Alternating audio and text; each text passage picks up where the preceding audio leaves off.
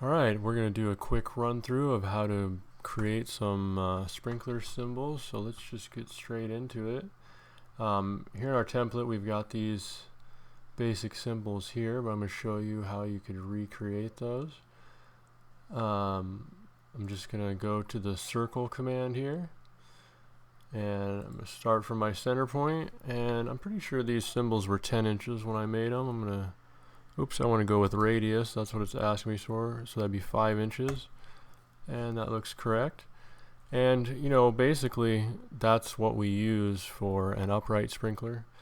If you want to go to the next level, you know, if I select that, there's this grip in the middle. You can just move it around just by drawing a circle. But this is the size we like that shows up good on the plans. If you wanted to take it to that level in the same layer for my sprinkler, again, now I'm going to type in hatch. Okay, now this box comes up and I want to go to a solid hatch, and I want to choose it by picking internal points. And so I'm just going to click inside there, and you can see it filled it. I'm going to hit enter on my keyboard, and it's making sure that all of this is correct, and I'm just going to hit OK, and so there it is. Now the problem is, if you go to grab this, it's two pieces. Like, I just grabbed both pieces, that's why it moved, but I could easily grab that hatching and pull it out of there. So the way that we want to make this one piece, just quick and dirty, super easy way. Again, I want to make sure I'm in that layer that I created the sprinkler.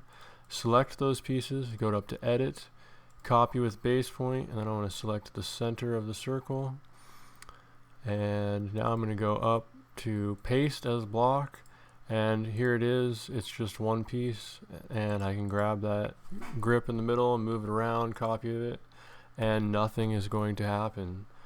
Okay, so let's go back a couple steps. Let's say you wanted to make this symbol with the slash through it. So the way we would go about that, in this layer again, I'm going to draw a line, and I'm going to use the quadrant snap. Go from one quadrant to the other.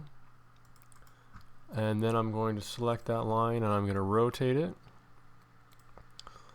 Now this is just a random symbol that we use on residential for an alternate symbol. Usually it's a higher temperature head.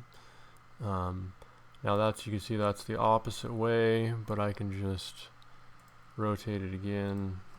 Let's see, what would that be? 90 degrees, right? Yep, now it looks right. Now again, I can just type in hatch. It's already set to solid. I hit pick points, and I want that part. Right click, hit OK, and now it's done. But again, it's two pieces.